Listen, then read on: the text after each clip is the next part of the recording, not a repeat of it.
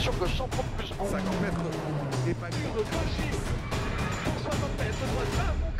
C'est en région Occitanie et plus précisément dans le Lot, du côté de Saint-Céré et Bretenu, qu'après plus de 10 mois de pause, le championnat de France sur terre reprend ses droits avec le rallye terre de Castine. Du côté des favoris, retour sympathique de Stéphane Conzani, champion d'Italie sur terre il y a 2 ans. Pour prendre un peu confiance en nous, ça fait pas mal de temps qu'on a pu rouler, que ce soit en France ou même en rallye. Donc d'être à l'arrivée, marquer des points pour le championnat, parce que l'idée c'est de faire vraiment tout le championnat. Donc essayer de jouer au minimum un podium sans faire d'erreur. Champion de France junior en titre, Léo Rossel lui donnera la réplique cette saison. Les routes sont magnifiques, après c'est vrai qu'il y a 0 grip pour l'instant. Ça va pas être évident du tout pour une première en championnat de France et une première ici.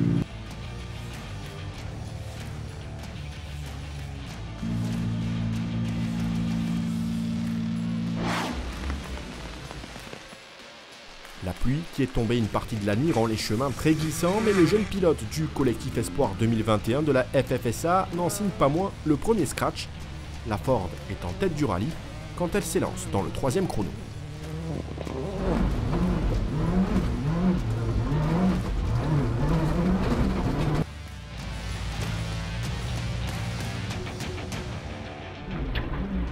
Et droite à fond.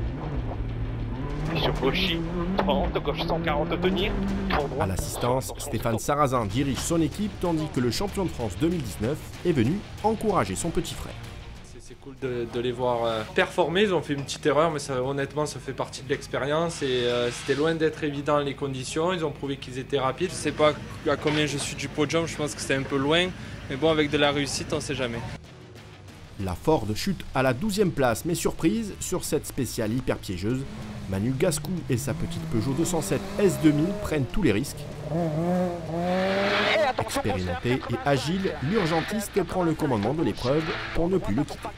On ne sait jamais pouvoir être devant eux. Au premier tour, on peut toujours penser qu'il y a un peu le balayage, que la terre sèche, mais au deuxième tour, on est pareil qu'eux, on est devant, donc c'est génial. Mais bon, là, je pense que ça va être la fin, puisqu'on a un petit souci avec le réservoir d'essence. Donc on a cassé l'échappement et ça a commencé à attaquer, donc on va pas faire brûler la voiture. Prudent, Stéphane Conzani, auteur de 3 scratchs, se trouve du coup confortablement installé en tête, avec presque 1 seconde d'avance. Dans droite 7 et 100 mètres. 100 mètres, attention, gros frein de gauche 2 plus vite. Gros frein de gauche 2 plus vite. Et 80 mètres. L'objectif c'est de monter comme ça, step par step. On prend de plus en plus de plaisir avec la voiture. J'arrive à me lâcher au fur et à mesure des kilomètres. Son second se nomme Benjamin Clémenceau. Il dispute là son 4e rallye terre, le premier sur la I-20 du team. Je suis dans mon truc, je roule, voilà, on se fait déjà beaucoup plaisir. On n'attaque pas à 100%, on ne prend pas de risques, on va continuer comme ça demain, voilà, on va voir où c'est que ça nous mène. La seconde Hyundai du team Sarrazin Motorsport, celle de Jean-Marc Manzagol, complète le nouveau podium provisoire. 235, de très bon geste et droite 6 à fond milieu. 50 mètres, attention, frein glisse. C'est compliqué, ce sont des conditions très compliquées dans lesquelles j'ai pas trop l'habitude de jouer, on va dire. Il faut que je continue à apprendre et à progresser sans trop faire d'erreurs et on verra ce que ça peut donner.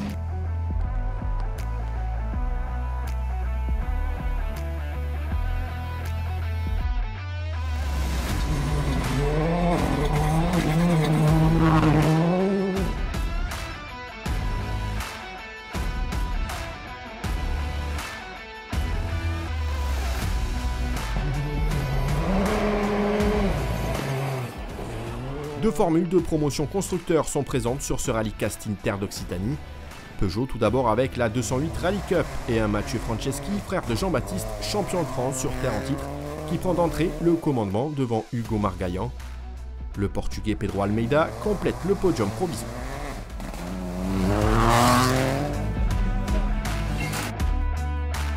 Une victoire, ça pourrait être sympa, mais il y a tellement d'arbres qui nous tendent les bras à chaque coin de route que du coup ça nous refroidit un peu. Donc non, on va essayer de se contenter déjà de batailler pour la 2e place. Après, c'est un terrain vraiment difficile où il faut rouler 100% à la note et avoir vraiment confiance.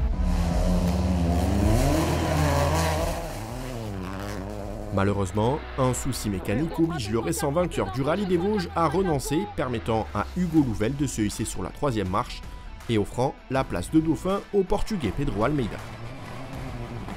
Largement leader, le jeune Franceschi, copiloté par Lucie Beau, championne de France en 2019 avec son père, n'a plus qu'à se laisser glisser jusqu'au podium.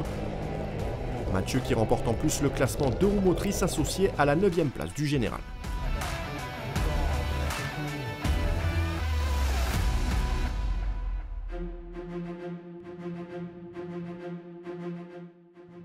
Superbe début dans l'histoire du tout nouveau Clio Trophy France Terre de Renault avec 2 favoris sur la liste des engagés, tous les 2 pilotes essayeurs pour Rallye Magazine. Habitué des formules de promotion, Quentin Ribaud devance dès les premières spéciales en revenant Jean-Paul Monin.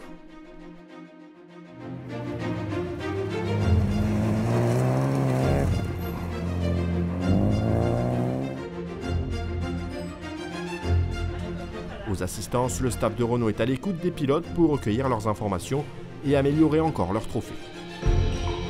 C'est possible la première place, on court après la victoire depuis un moment, donc voilà, si demain on peut enfin concrétiser, ça serait vraiment super. Donc là, Quentin a 53 secondes d'avance, on est 2e, on est content et demain est un autre jour. C'est finalement John Laroche qui complète le podium derrière le franc-comtois Jean-Paul Monin.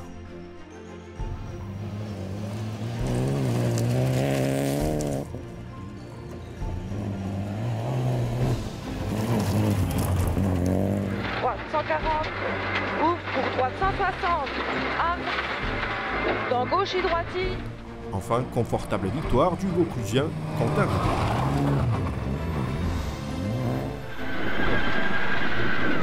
50 mètres derrière. Droite à fond jusqu'aux arbres. Le but était de marquer le plus de points possible au championnat, donc c'est atteint avec cette victoire, ça nous fait super plaisir parce que ça fait un moment qu'on court après et cette fois-ci ça y est, on concrétise enfin, donc voilà, c'est un super week-end pour nous.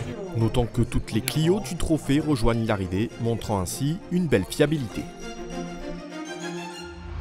Au départ de Bretenoux, seconde et dernière journée de course, tous les pilotes travaillent leurs notes avec les vidéos de leurs caméras embarquées avant de s'élancer pour une boucle de 3 spéciales à parcourir 2 fois.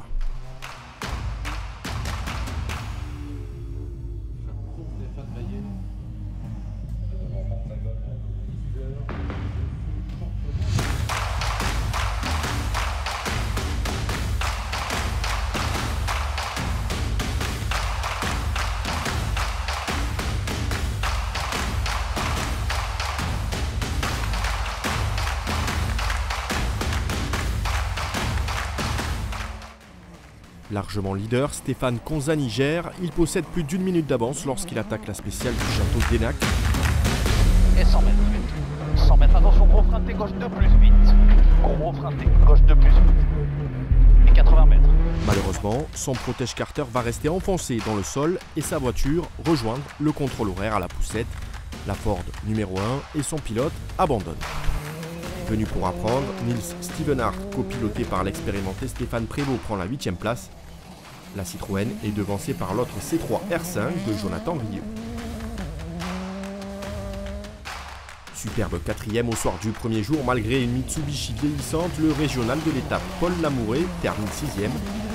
Handicapé en début d'épreuve par un coéquipier entièrement novice, Cyril Ferraud n'en signe pas moins un scratch. La Citroën C4 prend la 5e place, précédée par la Ford du jeune Belge de 21 ans, Maxime Poty.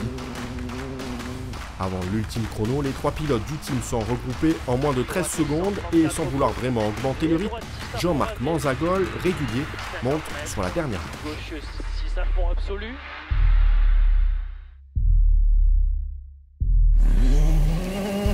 Sur droite 140, ferme 100 plus next. De suite, sur gauche 150, bref. Ouvre. Et gauche 160 à fond. De suite, frein gauche 130 de venir. Pour droite 100 plus. Le Corse ne peut résister au Sevenol. Léo Rossel signe 5 scratchs sur 6 pour échouer à 5 secondes de la victoire. Et la victoire, elle est pour Benjamin Clémençon, associé à Stéphane Maille. Peut-être un peu trop prudent sur la fin, le pilote d'Alès n'en monte pas moins sur la plus haute marche du podium. Bon, on a géré, mais après on a fait un petit tout droit qu'on a dit ouyaya et ça commence à vraiment se rapprocher. Finalement, on s'en sort plutôt bien. Et c'est l'apprentissage de la terre, on sait que même jusqu'au dernier moment, il faut avoir presque rien lâché et tout mettre de notre côté jusqu'au bout, quoi. Un podium entièrement monopolisé par les pilotes du team Sarrazin Motorsport. Une belle histoire qui méritait une belle photo de famille. Rendez-vous à la fin du mois en Haute-Marne pour la seconde épreuve de ce championnat, la Terre de Langres.